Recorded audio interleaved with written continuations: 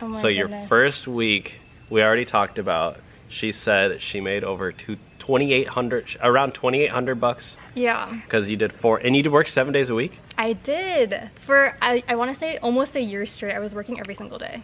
Yeah. Guys, this is all y'all complaining about how they don't pay enough. You gotta, if you want to make, that's $100,000 a year. Okay, so your first 2 weeks, did you still keep that up, 400 bucks a day-ish? Ish. My goal is I wouldn't really stop until I hit at least 400. That's crazy. Yeah, because at one point I obviously started to burn out a bit because I wasn't eating Yeah. well, I wasn't exercising, so I made there a money point to where if once I hit it, I would stop. Yeah. So it would be around 400. Dang, that's life-changing money, guys. Yeah.